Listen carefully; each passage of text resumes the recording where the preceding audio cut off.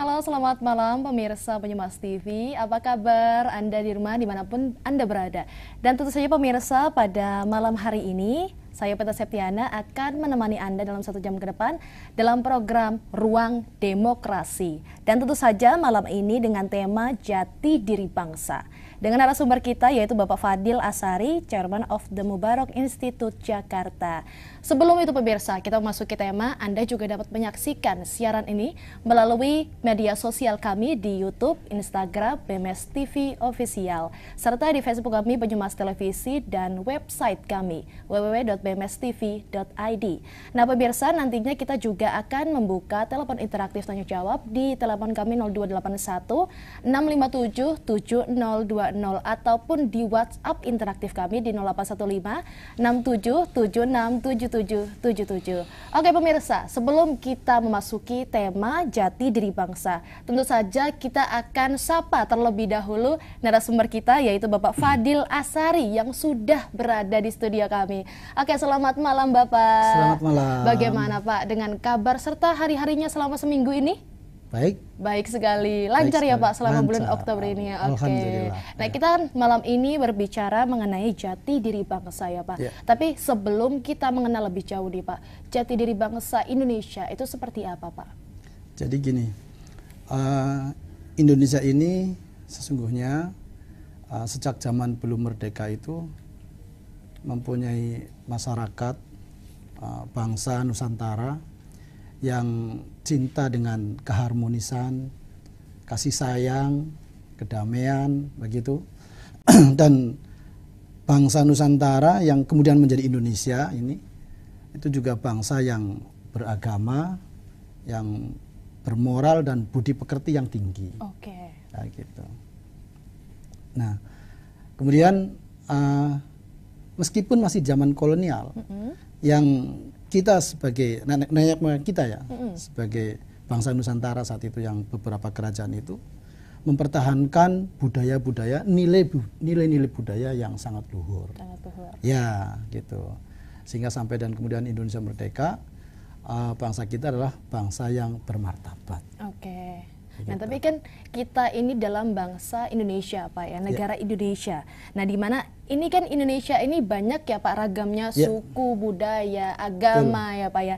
Dan tentu saja ini apa yang membuat Indonesia unik dalam konteks jati dirinya ini Pak? Ya, Indonesia itu mempunyai ragam budaya yang sangat banyak ya. Yang kita sebut sebagai satu kebinekaan. Nah, kita hidup di tengah-tengah masyarakat yang beragam atau yang pluralistik, maka bangsa Indonesia sangat memahami bahwa kehidupan kita adalah harus dapat menyesuaikan dengan pemahaman yang di masyarakat yang pluralisme itu. Nah, gitu. Jadi toleransi, terus kemudian saling menghargai dan menghormati sesama perbedaan agama, suku dan ras, itu adalah hal yang sebagai suatu kewajaran sehari-hari yang itu justru menjunjung tinggi sesama kita semua sebagai bangsa negara, sebagai bangsa Indonesia. Inilah jati diri kita. Jati diri kita yang sangat beragam itu. Pak. Namun dalam konteks agama nih Pak nih, ini kan peran agama dalam membentuk jati diri bangsa Indonesia, dan bagaimana sih Pak negara seharusnya memperlakukan keberagaman agama di Indonesia ini? Ya, kita tahu bahwa Indonesia adalah bukan negara sekuler. Nah, banyak agama di Indonesia, kita harus mengerti tentang apa yang disebut dengan istilah-istilah dalam agama. Misalnya agama Islam misalnya. Nah, meletakkan posisi agama Islam itu yang agama yang tawasud, gitu, yang bisa hidup di tengah-tengah masyarakat yang pluralistik tadi. Kemudian kita juga harus yang tawazun, yang seimbang di tengah-tengah masyarakat kita. Nah, hidup berbangsa dan bernegara ini kita juga harus yang tasamuh, yang mempunyai rasa toleransi yang tinggi. Nah, oleh karena itu kita menganggap, bukan sekedar menganggap ya, tapi adalah dengan kebersamaan itu kita semua adalah bersaudara. Oke. Nah, oleh karena itu apa yang disebut dengan ukhuwah basyariah, yaitu persaudaraan kita sesama anak bangsa. Kemudian ukhuwah watoniyah, kehidupan kita bersaudara sebagai suatu warga negara, gitu. Kemudian di dalam Islam ada namanya ukhuwah Islamiyah. Jadi kita juga bersaudara sesama umat Islam. Bagaimana misalnya umat Islam, umat yang lain, gitu kan, bisa beribadah dengan tenang apabila negara sedang carut marut. Nah, oleh karena itu kita harus mendahulukan persaudaraan kita sesama umat manusia, sesama warga bangsa. Nah, keharmonisan, kedamaian, kasih sayang, barulah kita bisa tenang dalam beribadah di setiap agama, ya, manapun itu. Di tempat ibadahnya masing-masing. Nah, gitu. Tapi berkaitan dengan ibadah dengan tenang nih Pak, tentu saja kan yang jauh juga dari radikalisme ini Pak ya. Nah, untuk itu bagaimana Pak konteksnya? Nah, kalau kita memahami tadi bahwa tentang persaudaraan, tentang kehidupan tawasud, tadi itu yang saya terangkan, tawazun dan tasamuh, maka saya kira itu keharmonisan dalam kehidupan kita sehari-hari akan terwujud. Nah, maka tidak ada satu radikalisme dalam beragama, dalam berbangsa. Karena kita menyadari bahwa kita adalah sama-sama satu bangsa, gitu. Satu bangsa Indonesia. Ya, gitu. Nah, Pak, untuk sejauh mana jati diri bangsa Indonesia nih Pak dapat bertahan dalam menghadapi pengaruh globalisasi dan modernisasi nih Pak, seperti apa? Nah, kita ini punya budaya yang sangat baik ya. Sejak zaman dahulu kala, sang nenek moyang kita. Nah, kita punya moral yang sangat tinggi. Nah, adat istiadat yang sangat sangat luhur budi. Nah, oleh karena itu apabila ada satu budaya-budaya dari pengaruh-pengaruh asing yang sekiranya tidak sesuai dengan budaya kita, karakteristik bangsa kita, ya itu dengan sendirinya akan terseleksi, gitu. Terseleksi itu artinya tidak mempan masuk kepada kita, kayak gitu. Nah, oleh karena itu kita harus betul-betul paham tentang jati diri kita sebagai bangsa Indonesia. Maka kita akan bisa melihat bahwa budaya yang masuk ke Indonesia adalah yang tidak sesuai dengan jati diri kita, ya kita tidak akan mengikutinya. Ya. Nah, terfilter dengan sendiri.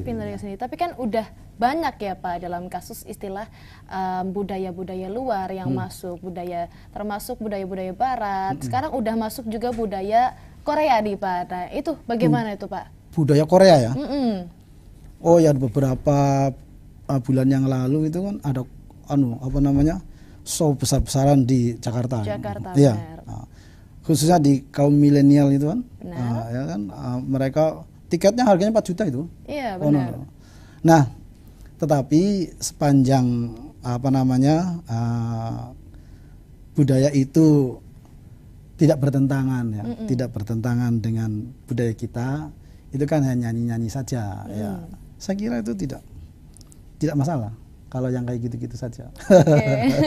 Istilahnya untuk have fun juga ya Pak ya. Namun tidak semata-mata untuk memfilter juga ya Pak Iya, benar. Dari budaya tersebut. Nah Pak, tapi untuk berbicara mengenai politik juga nih Pak dalam jati diri bangsa nih. Contohnya khususnya mungkin dalam konteks juga agama nih Pak. Ini seperti apa Pak?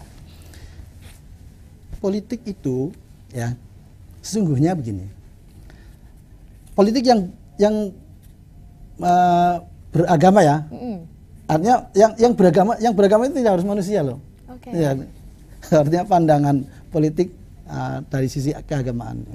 Politik itu adalah strategi bagaimana mendapatkan suatu kekuasaan setinggi-tingginya, sekuat-kuatnya agar kemudian dapat memberikan kasih sayang yang seadil-adilnya kepada seluruh rakyat. Nah, kalau cara berpolitik yang seperti ini, saya kira politik di Indonesia akan selalu ramah, selalu menyenangkan dan ditunggu-tunggu oleh masyarakat kita di Indonesia. Nah, gitu loh. Nah, tetapi kalau politik dalam pengertian sesaat 5 tahunan, ya saya kira ini menjadi masalah besar bagi bangsa Indonesia, karena politik itu sifatnya hanya untuk kepentingan sesaat, gitu. Nah, sedangkan Indonesia merdeka saja itu kan atas berkat rahmat Allah yang didukung oleh keinginan luhur, maka Indonesia mendapatkan kemerdekaannya. Nah, jadi keinginan luhur bukan keinginan sesaat. Nah, gitu. Indonesia merdeka itu kan karena politik juga, tapi keinginan luhur. Maka Tuhan yang Maha Kuasa memberikan rahmatnya, yaitu kemerdekaannya. Rahmat itu artinya kasih sayang. Nah, tapi kalau pengertian sesaat 5 tahunan, ya nanti ujung-ujungnya budayawan piro akan muncul di masyarakat. Gimana? Oke. Nah, tapi ini kita juga masih ada lagi ya Pak, intinya. Nanti kita bahas juga mengenai potret jati diri bangsa pada saat masa politik ini ya Pak, tentunya. Nah, tapi kita akan bahas setelah komersial berikut ini ya Pak ya. Oke. Nah, pemirsa jangan kemana-mana, kita akan kembali setelah komersial berikut ini.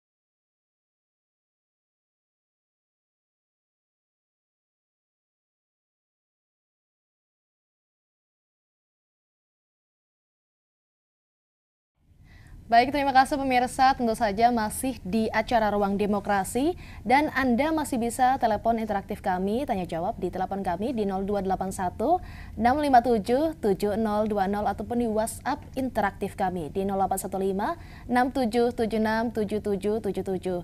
Dan dengan tema Jati Diri Bangsa Indonesia. Tadi sempat disinggung oleh Bapak Fadil mengenai politik seadil-adilnya, politik untuk kepentingan sesaat dan atas berkat keinginan Tuhan atau rahmat ya Pak ya, Pak Fadil. Oke. Yeah. Nah, tapi untuk pandangan Anda nih Pak Fadil mengenai potret jati diri bangsa Indonesia nih menjelang masa jabatan Presiden Joko Widodo yang berakhir ini. Seperti apa Pak? Kepemimpinan presiden-presiden yang sudah termasuk presiden saat ini Pak Joko Widodo itu memimpin dengan sangat baik, dengan sangat luar biasa, itu mensejahterakan rakyat Indonesia, memberikan kepentingan rakyat, ya. Artinya apa yang diharapkan oleh rakyat Indonesia, oleh bangsa Indonesia bisa terpenuhi. Ya, semuanya butuh sentuhan-sentuhan lagi, itu manusiawi lah. Artinya bahwa presiden yang kemudian akan memimpin di tahun 2024 ke depan nanti ya bisa meneruskan dengan lebih baik lagi. Oke. Tapi untuk pemuda-pemudi nih Pak di Indonesia, kita kan banyak banget ya generasi Z, generasi milenial juga nih Pak. Tadi sempat disinggung bahwa ini pemuda-pemudi Indonesia ini berperannya itu dalam menjaga jati diri bangsa Indonesia ini seperti apa Pak? Pemuda-pemudi Indonesia, saya kira yang pertama itu harus bisa memahami tentang sejarah Indonesia, sejarah nenek moyang kita.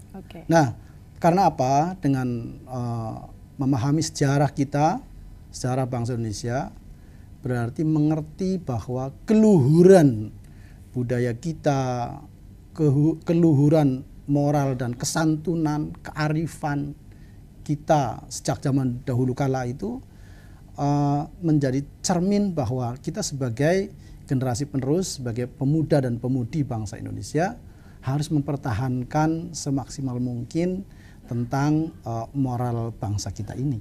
Kayak gitu. Nah, sehingga kita tidak lengah, kita tidak terlena dengan suatu kemegahan suatu bangsa. Gitu. Nah, berkaitan dengan moral ya Pak ya, kita juga singgung mengenai sempat isu yang lagi besar ini ya Pak ya, tentang Palestina dan Israel nih Pak. Ini bagaimana nih Pak untuk tanggapannya? Ya, kita ini bangsa yang tidak menyukai tentang penjajahan, ya kan? Nah, kalau Israel itu kepada Palestina merupakan suatu bentuk penjajahan, saya kira bangsa Indonesia bertentangan dengan cara-cara seperti itu. Gitu. Jadi ya dunia harus memahami, harus mengerti bahwa penjajahan itu harus dihapuskan di muka bumi ini. Ya. Bahwa semua itu tidak ada yang namanya radikalisme tadi ya Pak, berkaitan dengan tadi radikalisme. Iya. Kita ini menjunjung tinggi kedamaian dunia. Gitu. Kita kan dulu pernah belajar tentang Indonesia mempunyai politik bebas aktif ketika kita berhadapan ke dunia internasional, gitu kan? Ya, itu artinya bahwa kita itu menyuarakan kedamaian untuk kedamaian internasional. Gitu. Nah, tetapi untuk sistem politik di Indonesia sendiri nih Pak, udahkah ataukah memang sudah mencerminkan nilai-nilai dan jati diri bangsa Indonesia kita ini Pak? Saya berharap seperti itu, bahwa Indonesia cara-cara berpolitik seperti yang tadi saya sampaikan adalah berpolitik yang berbudaya, yang bermartabat, yang politik yang sistem politiknya adalah benar-benar mencerminkan politik Indonesia. Gitu. bukan politik yang mengadopsi dari negara lain atau belahan benua lain yang tidak sesuai dengan moral dan etika bangsa kita. Berarti tetap berteguh pada jati diri kita ya Pak? Iya, jati diri bangsa Indonesia, ya kan? Kita ini kan dalam suatu negara itu dulu kita di awal kemerdekaan bahwa pahlawan-pahlawan nasional kita itu adalah sebagai suatu pendobrak, ya kan, mengusir penjajah di muka bumi Indonesia. Sebagai pendobrak, nah kemudian kita adalah sebagai suatu generasi pembangun, membangun tentang mengisi kemerdekaan gitu. Nah oleh karena itu kita jangan sampai terjebak kepada sebagai suatu generasi amburadul yang jatuh pada generasi yang ketiga itu. Kalau menurut Mukaddimah dalam bukunya Ibnu Khaldun seperti itu. Jadi generasi pendobrak, generasi pembangun, dan kemudian akan ada namanya generasi amburadul. Apa itu generasi amburadul itu? Generasi yang carut marut ya. Gitu. Namun untuk berkaitan dengan isu, bukan isu lagi Pak ya, tapi sudah adanya dibangunnya dengan IKN nih Pak, sebagai kan ibu kota baru ya. Namun kan bahwa sebelumnya Jakarta sudah sebagai pusat administratif nih Pak. Nah itu bagaimana Pak dalam konteks tersebut? Perpindahan ibu kota itu menurut saya kalau itu memang suatu harapan besar bagi bangsa Indonesia, saya pikir tidak menjadi masalah. Tetapi kalau perpindahan itu kemudian bangsa Indonesia tidak semakin berefek positif misalnya, ya saya kira bisa ditunda dulu, gitu kan. Nah, tetapi bahwa isu-isu yang Mbak Pita mendengar isu apa tentang IKN, misalnya, ya. Semisal mungkin bahwa IKN tidak jadi, itu gimana itu Pak? Ya, kalau itu atau mungkin pada saat mungkin isu tentang nanti pergantian presiden kemungkinan IKN bahwa batal gitu. Nah itu bagaimana Pak untuk isu-isu tersebut? Itu kan bisa memecah belah jati diri bangsa kita nih Pak ya, sebagai bangsa Indonesia ini. Ya kemungkinan-kemungkinan yang menjadi bayangan buruk kita saya kira jangan terlalu banyak dipikirkan. Kita menatap masa depan itu yang gemilang, ya kan? Nah, gitu loh. Indonesia ini adalah yang punya masa depan. Nah, kita ini bukan India yang punya masa lalu. Nah, Indonesia itu adalah yang punya masa depan. Sehingga harapan-harapan tentang masa depan bangsa itu menjadi suatu harapan kegembiraan kita semuanya. Gitu. Namun tapi untuk Pancasila sendiri nih Pak, kita beralih ke Pancasila ya Pak. Tapi dalam konteks jati diri bangsa Indonesia di abad ke-21 ini nih Pak. Dan sejauh mana prinsip-prinsipnya diaplikasikan dalam kehidupan sehari-hari ini Pak? Pancasila. Pancasila itu kan dasar negara. Dulu waktu saya masih di SD, sekolah dasar, kemudian di SMP gitu, kemudian sampai SMA itu saya masih ingat ada pendidikan moral Pancasila. Itu suatu pelajaran ya, mata pelajaran maksud saya. Nah, asal kandungan dari pelajaran pendidikan moral Pancasila itu tetap diajarkan kepada generasi kita di kalangan pelajar ya, mulai dari sekolah dasar, sekolah menengah pertama sampai menengah atas, bahkan sampai perguruan tinggi. Saya kira itu suatu acuan penting bagi kita semua sebagai bangsa Indonesia yang benar-benar punya jati diri. Nah, terlepas dari nama mata pelajarannya atau mata kuliahnya apa, itu namanya itu soal nama. Tapi bahwa isinya adalah tentang Pancasila, gitu, tentang ketuhanan. Gitu. Pertama itu kan ketuhanan yang Maha Esa. Yang kedua kemanusiaan yang adil dan beradab. 3, persatuan Indonesia. 4, kerakyatan yang dipimpin oleh hikmat kebijaksanaan dalam permusyawaratan perwakilan. 5, keadilan sosial bagi seluruh rakyat Indonesia. Nah, ini penting sekali ya gitu. Nah, kita kan tahu bahwa Pancasila adalah kristalisasi daripada nilai-nilai luhur nenek moyang kita. Jauh sebelum Indonesia merdeka itu sesungguhnya Pancasila sudah ada. Nah, kemudian Indonesia merdeka terkodifikasilah menjadi Pancasila itu. Namun untuk sejauh mana nih Pak sejarah kolonialisme dan perjuangan kemerdekaan mempengaruhi jati diri bangsa Indonesia ini? Kolonialisme berpengaruh kepada jati diri bangsa. Oke. Kolonialisme itu kan ketika kita dulu sebelum Indonesia merdeka itu ada Belanda, atau sebelumnya ada Inggris, ada Spanyol, Prancis gitu. Oke. Nah, kalau kita sekarang sudah menjadi bangsa Indonesia dengan prinsip dasar kita, dengan 4 konsensus dasar. Oke. Yang pertama Pancasila, kedua Undang-Undang Dasar 1945, kemudian Bhinneka Tunggal Ika, dan kemudian NKRI. Itu sudah menjadi konsensus dasar yang kita pegang sebagai prinsip bangsa kita. Maka tentu jati diri bangsa kita tidak akan pernah goyah. Gitu, ya kan? Kita akan bisa, turunannya akan bisa memahami tentang geopolitik, tentang geostrategi, ya, gitu. Ya, lebih jauh begitulah kira-kira seperti itu. Iya. Oke, Pak. Nah, untuk nilai-nilai budaya Indonesia sendiri nih, Pak, yang menjadi bagian dari jati diri bangsa. Namun jangan dijawab dulu ya, Pak. Ya, jawabnya setelah jeda berikut ini nih, Pak. Oke. Nah, pemirsa, jangan kemana-mana. Kita akan kembali setelah jeda berikut ini.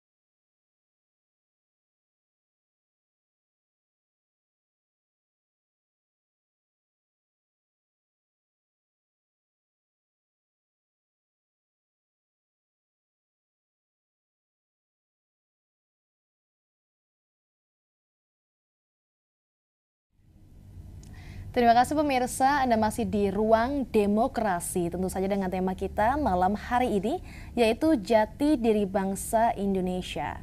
Dan tentu saja dengan narasumber kita, Bapak Fadil Asari, Chairman of the Mubarak Institute Jakarta. Tadi kita sudah singgung sebelumnya pemirsa bahwa nilai-nilai budaya Indonesia nih Pak, yang menjadi bagian dari jati diri bangsa itu seperti apa Pak sebenarnya? Nilai-nilai budaya ya? Ya, kita ini dari sejak zaman nenek moyang itu adalah bangsa yang beragama. Nah, terbitnya budaya itu juga nggak lepas dari nilai-nilai keagamaan. Nah, sehingga nilai jati diri bangsa kita adalah bangsa Indonesia yang bermoral yang luhur, bermoral, berbudi pekerti yang luhur, nah gitu. Nah, kembali kepada karakter kita adalah bangsa yang santun, yang bijaksana, yang arif, ya gitu kan. Maka kita dalam beragama, dalam berbangsa itu juga harus bisa berkolaborasi dengan kesantunan dan kearifan lokal kita. Gitu. Gitu Mbak. Oke, pemirsa, Anda bisa telepon interaktif kami, tanya jawab di telepon interaktif kami di 0281 657 7020 ataupun di WhatsApp interaktif kami di 0815 6776 7777. Oke Pak, ini berbicara mengenai 3 kandidat presiden ya Pak yang akan datang nih pemilu pada tahun 2024 Februari ya Pak ya nanti ya. Nah, ini untuk calon presiden, 3 kandidat presiden kita nih Pak yang akan datang, ini sebagai warna negara Indonesia. Bagaimana kaitannya dengan jati diri bangsa Indonesia ini Pak? Saya kira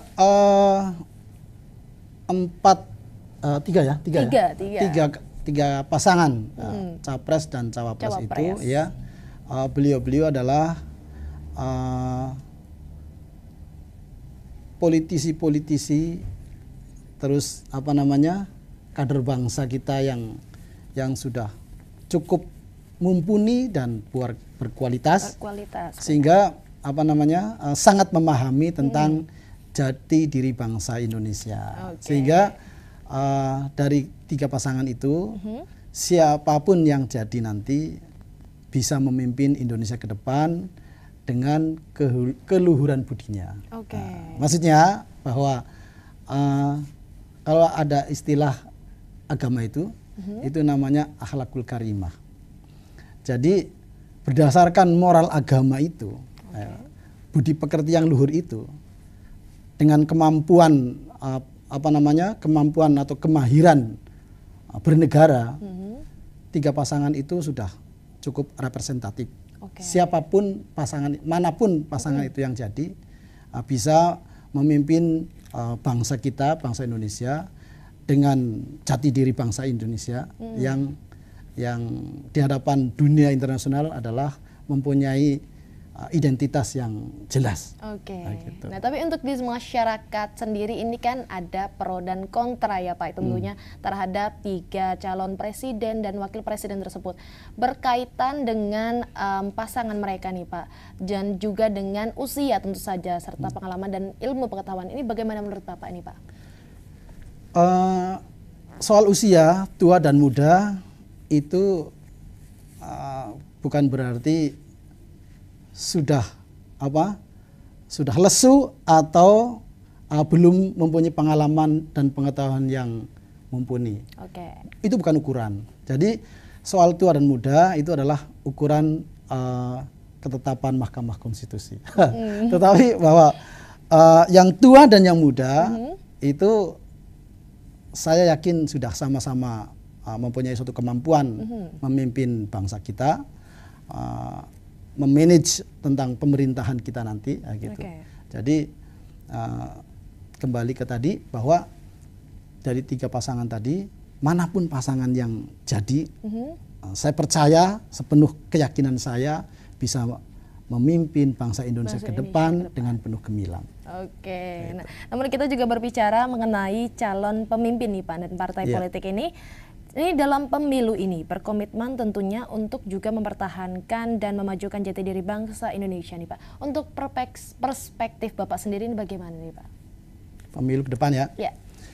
Ya tadi saya sampaikan di awal bahwa politik itu, saya ulangi, adalah strategi bagaimana mendapatkan kekuasaan yang sekuat-kuatnya, setinggi-tingginya, agar dapat memberikan kasih sayang yang seadil-adilnya kepada seluruh rakyat Indonesia. Jadi dalam harapan saya, pemilu ke depan akan menerapkan definisi saya yang tadi, gitu. Jadi maka tentu rakyat Indonesia akan mendapatkan kasih sayang dan keadilan yang seadil-adilnya atas hasil pemilu nanti. Pemilu nanti. Oke. Iya. Ini kita udah banyak banget membahas mengenai politik ya Pak Iya, ya. iya. Ini kita beralih lagi sebelumnya ke generasi muda ya Pak ya. Oke. Untuk supaya kita lebih rileks lagi nih Pak. Iya. Untuk generasi muda di Indonesia sendiri nih Pak, dalam melihat jati diri bangsa Indonesia, dan apakah mereka sebenarnya memiliki peran yang cukup besar dalam mempengaruhi masa depan jati diri bangsa Indonesia. Tapi jangan dijawab dulu, kita akan jawab telepon dari studio dulu Pak ya. Oke. Nah kita akan jawab, angkat dulu di telepon dari studio. Halo. Halo, selamat malam. Bisa disebutkan nama dan asalnya? Halo, selamat malam. Selamat malam. Saya Bianca dari Banyumas, mau bertanya ke Pak. Silakan Mbak Bianca. Mau bertanya Pak, kan saya pemilih semula ya. Umur saya baru 17 tahun. Mau minta sarannya dong Pak, biar saya tidak terpengaruh oleh hoax dan money politik untuk memilih wakil rakyat. Terima kasih. Oke. Ada lagi Mbak Bianca?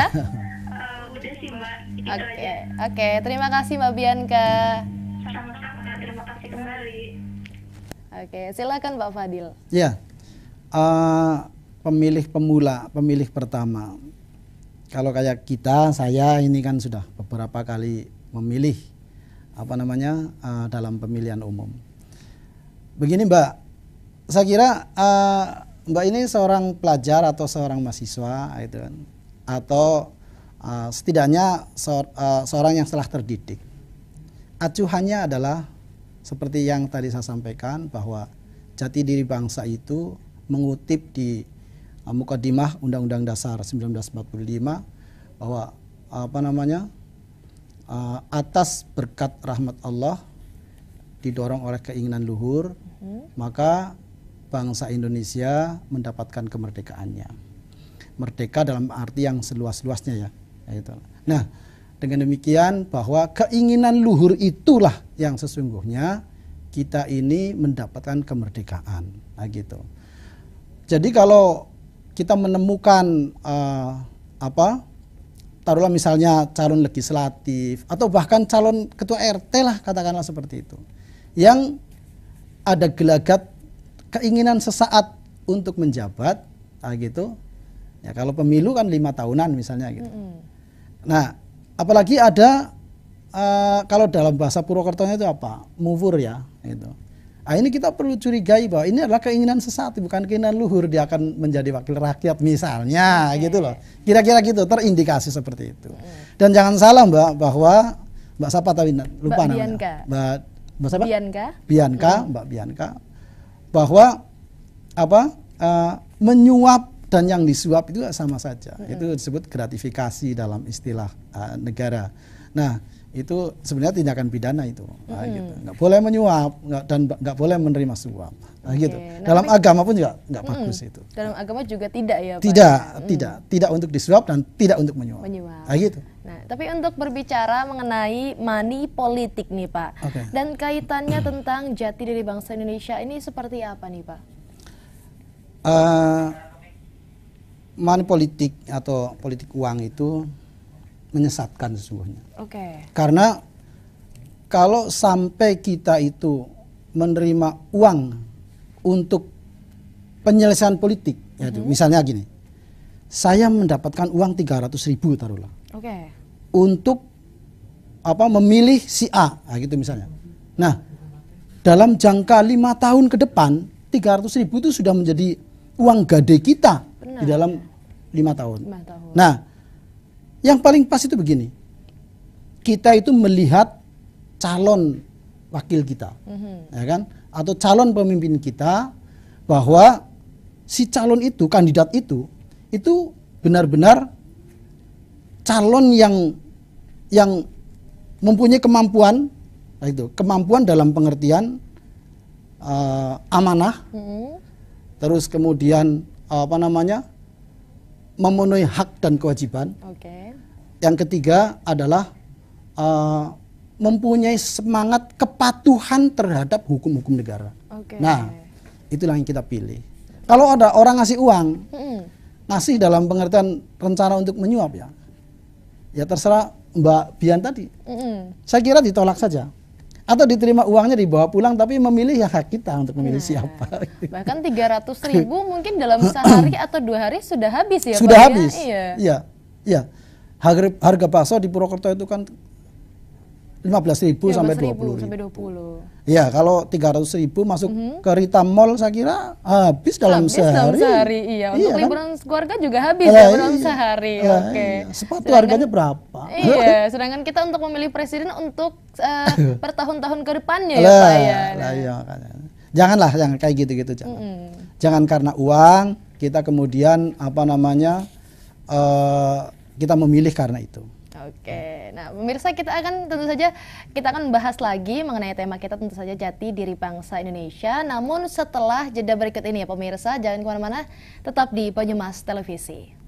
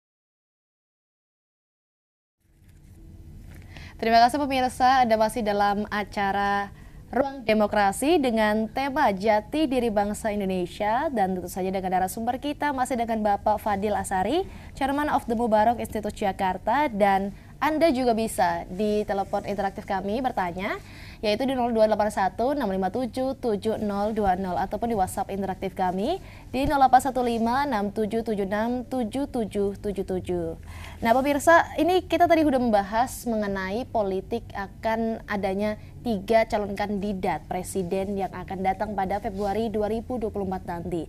Ini kita juga membahas mengenai isu-isu sosial nih Pak ya, seperti untuk mengatasi ketidaksetaraan sosial dan ekonomi nih Pak, yang dapat mengancam jati diri bangsa Indonesia ini Pak.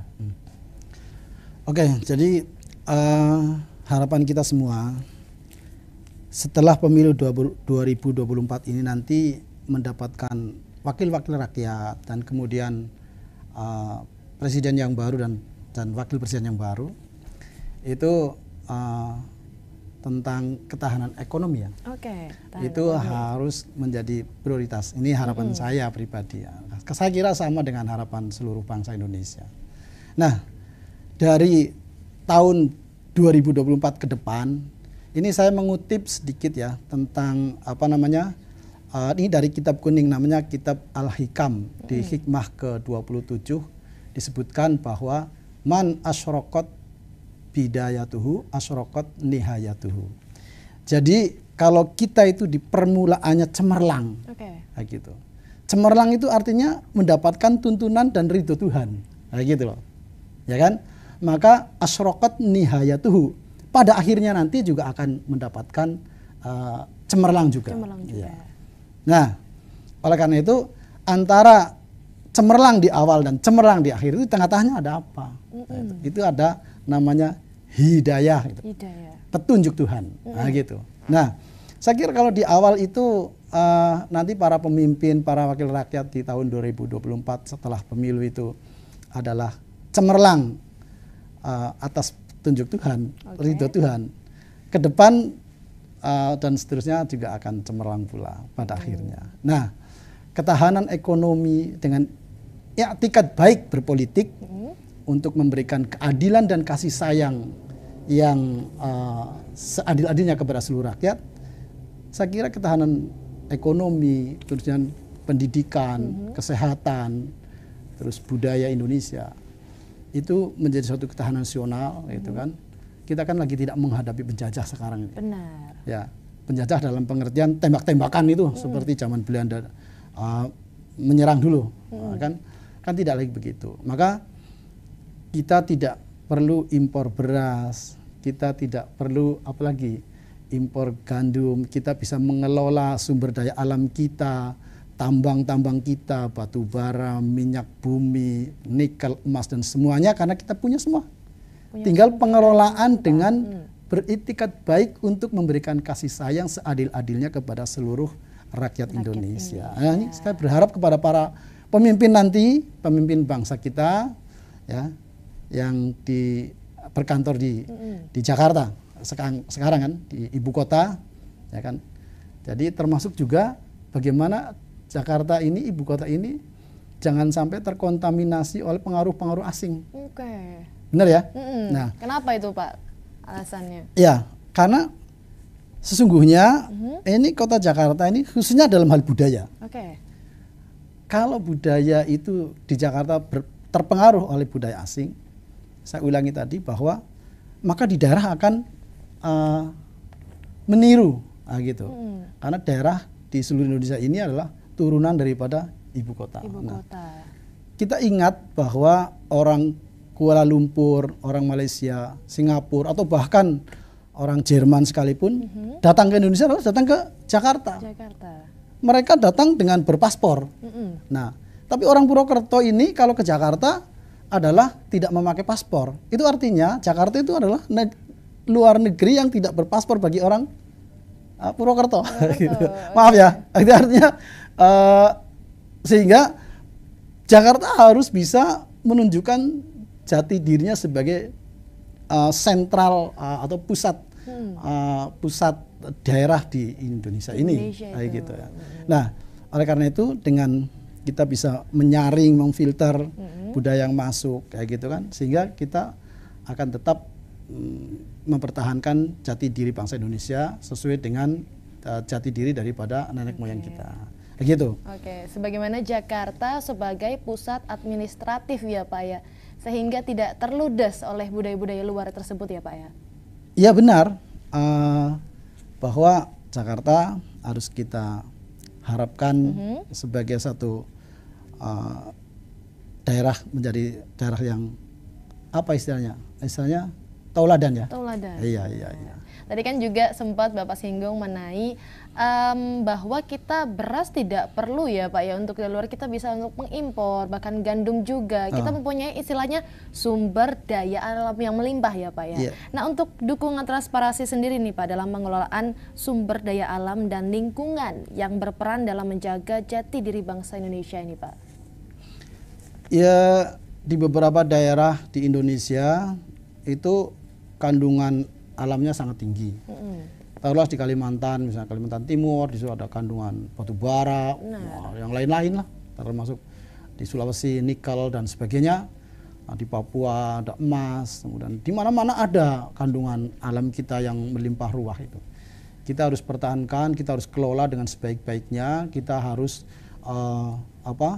berdaulat dalam pengertian sumber daya alam itu, sehingga menjadi suatu kekuatan ekonomi kita ke depan, bahwa kita benar-benar berdaulat secara ekonomi sebagai suatu ketahanan nasional, gitu. Ya, ketahanan nasional banyak aspeknya. Ketahanan nasional bukan hanya berbicara bela negara saja, dalam pengertian kemiliteran ya, tapi juga ketahanan nasional termasuk adalah ketahanan pangan dan sebagainya itu. Nah, untuk berbicara ketahanan ekonomi ya. Namun berbicara untuk ketahanan nasional dalam bentuk militer nih Pak nih, dalam bangsa dan tentu saja dalam kaitannya dengan konteks jati diri bangsa Indonesia nih Pak. Tentara kita itu sudah terlatih, gitu, sudah memahami tentang apa yang disebut dengan kedaulatan bangsa, kedaulatan nasional, kedaulatan negara. Jadi saya tidak berbicara tentang itu. Itu tanyakan pada Pak Jenderal. Namun untuk pesan serta harapan nih Pak dalam konteks tentu saja tema kita dalam jati diri bangsa Indonesia nih Pak, seperti apa? Tema kita tentang jati diri bangsa Indonesia. Ya, suatu bangsa atau suatu negara tidak lepas daripada politik di dalam negeri kita. Oleh karena itu kita harus mempunyai identitas atau warna politik yang tidak harus merujuk atau condong atau meniru bahkan seperti politik di negara-negara lain, apa itu Amerika atau yang lain lah. Kita punya identitas sendiri, kita punya sistem demokrasi sendiri, demokrasi Pancasila, gitu kan. Politik kita adalah politik yang bermoral dan bermartabat, kayak gitu. Karena apa? Untuk membangun negara Indonesia yang besar dengan bangsa yang besar, bangsa yang bermoral dan bermartabat pula. Gitu. Nah, satu lagi nih Pak, untuk proses pemilu nanti nih Pak pada Februari 2024, bagaimana Pak untuk pandangan serta harapannya ke depannya Pak? Harapan saya seperti tadi bahwa pemimpin-pemimpin kita hasil pemilu nanti, ya, wakil rakyat ataupun presiden dan wakil presiden ke depan itu memimpin Indonesia dengan warna Indonesia. Nah, gitu. Apa warna Indonesia? Nah, itu kan, yaitu jati diri Indonesia yang telah kita uraikan tadi. Nah, gitu, yang kita telah bahas, nah, gitu.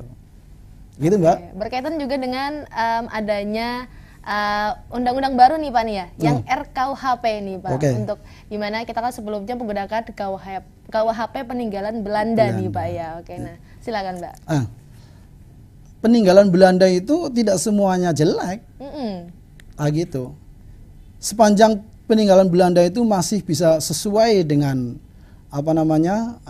karakteristik bangsa kita, tidak masalah, gitu. Saya contohkan ya dalam hal fisik misalnya, kita naik kereta api itu dari Purwokerto ke Jakarta, itu kan kereta api bikinan Belanda, gitu. Yang relnya 2 berdampingan itu. Apa terus kemudian setelah Indonesia merdeka relnya menjadi 3 berdampingan? Kan tidak. Tidak. Nah, dikembangkan saja apa yang menjadi tinggalan Belanda yang baik itu. Nah, kita kembangkan menjadi lebih baik lagi. Dimodifikasi. Dimodifikasi. Gitu, untuk menjadi sesuai dengan tema kita tentu saja jati diri bangsa Indonesia itu ya Pak ya. Ya, benar. Peraturan yang sesuai dengan jati diri kita nih Pak sebagai bangsa Indonesia. Nah pemirsa, itu dia tak terasa 1 jam telah berlalu dengan tema kita jati diri bangsa Indonesia dengan narasumber kita Bapak Fadil Asari, Chairman of the Mubarak Institute Jakarta. Dan pemirsa, mohon maaf dan terima kasih telah menyaksikan acara Ruang Demokrasi, serta terima kasih atas partisipasi Anda dalam acara Ruang Demokrasi ini. Saksikan acara Ruang Demokrasi pada hari Senin jam 8, dan tentu saja acara-acara berikutnya seperti Sorot di hari Kamis jam 8 juga. Saya Peta Septiana undur diri bersama Bapak Fadil yang telah hadir di sini. Terima kasih dan sampai jumpa kembali. Oke.